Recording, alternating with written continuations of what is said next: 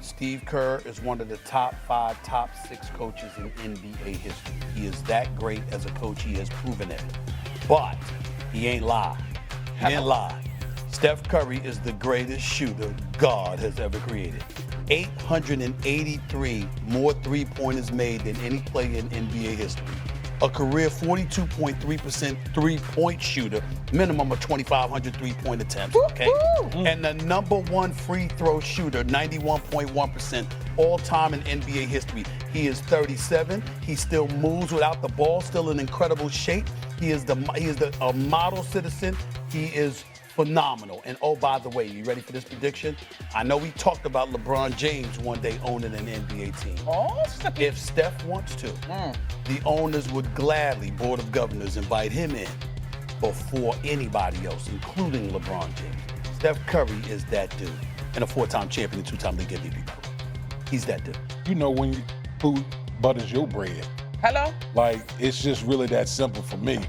I know it's a partnership, That's but right. hey, And right. you got to have somebody go out and execute. That's right. For the record, prior to Kerr's comments on that podcast, the podcast was discussing Greg Popovich, who used to toast to Tim Duncan when he took folks out to dinner. So I think it's great for incredible coaches to have great relationships with great players. Absolutely. I want to see the Warriors back in action with Jimmy Butler with a full training camp. They were so good with him on that roster before Steph hurt that hamstring.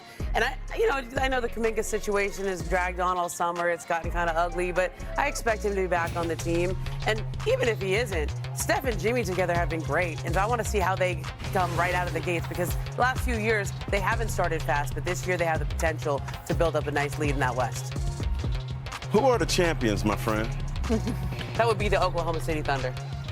The last time, you just talked about the Warriors, the last time there was a repeat NBA champion was back in 2018, the Golden State Warriors. It has not happened since. Do these Oklahoma City Thunders have it in them to repeat? Personally, I wouldn't want to be on Draymond Green's enemies list. Alperen Şengün might be.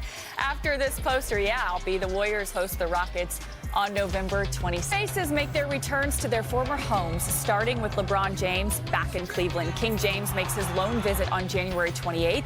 He's the Cavs' all-time leader in points and helped Cleveland, of course, overcome a 3-1 deficit to win that 2016 championship.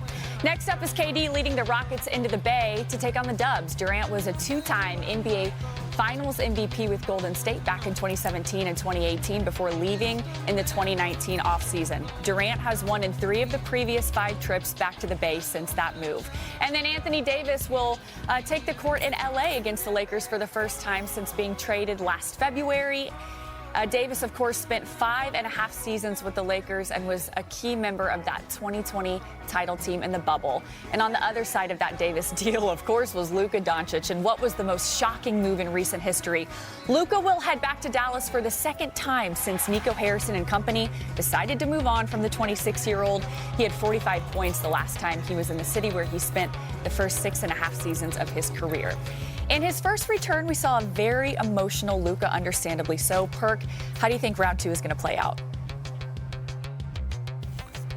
I mean, I think it's gonna be settled in. He's still gonna want to go at them. Obviously, you always want to go at a team that you know that you played for, that you thought you was gonna be there for long term. But I'm looking at the bigs, right? I think this is a big test for DeAndre Ayton and see where they stand, because you're going against that front line and Anthony Davis, Derek Lively, and Daniel Gafford. So it's definitely gonna be must-see TV. Luka is definitely gonna have it on his mind, but I'm looking at the bigs and the war down low to see if DeAndre Ayton could fill that gap that the Lakers been missing.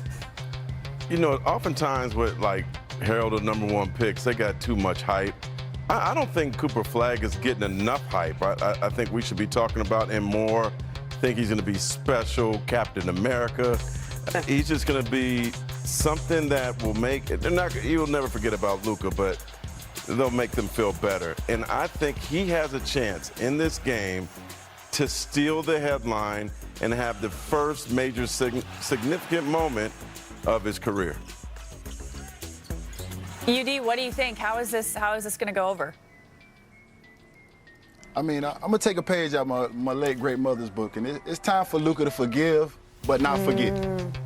You go out there, You put your team in the best position. You've already started the process of being your best version. You've lost the weight. The Lakers put that money in your pocket. You just make sure your team win the game and continue to put the Lakers in the best position to make the playoffs and go from there. At the end of the day, it's real hard for me because I still hold grudges from middle school. But I'm going to say don't take this one personal, Luka. Just move on, put the Lakers in position. You're the guy in LA for the next few years, man. This might have been the best thing that happened to you. Another thing from my grandmother, a blessing in disguise. Use this to be your best version and build on it. I think it will be, and I'll say this. We've seen the revenge body. We've seen all the stuff he's done this summer. But I think it's time for him to turn the page. He's really leaned into being a Laker this summer. He committed to them. So his story is always going to be about that trade and how he responds to it. And so this game, at some point, will just be another game. I don't know if we're quite there yet, but it's heading in that direction. All right, and in case you missed it, Nico Harrison visited Pittsburgh Steelers training camp this week for the second year in a row. Mike Tomlin posted this photo on his Instagram page saying, "Loved sharing ideas and talking hoops with these guys. Always a pleasure to have them at camp," end quote. No doubt the Steelers and the Mavs have pressure on them and this upcoming season. Kings were there too. Speaking of that, yeah, they look like they had a good time. To no surprise, the Thunder are the favorites to win it all again, but we know nothing is for certain in the NBA. We haven't had a repeat champion since the Warriors in 2018. Take a look at this, and with the schedule all out now, I hear UD has a list of the 5 players he's watching the closest this season. What do you got for us, UD? Well, listen, I know we like to rank everything and everybody likes to have your opinions, but this is in no particular order for me.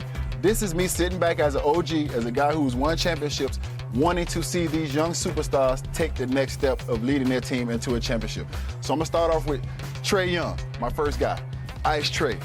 Love Trae Young, huge fan of Ice Trae. This is a guy who has led the league in assists and total assists throughout the season. Now you have everything you need. You go out and you go get Kennard, who's 44% from 3. You make the trade for Porzingis. You got your young corn, Jalen Johnson, and Rosh Hashanah, however you say his name, excuse me, I'm sorry, Zachary Rashashi. You have all these pieces. Now, are you going to make Atlanta?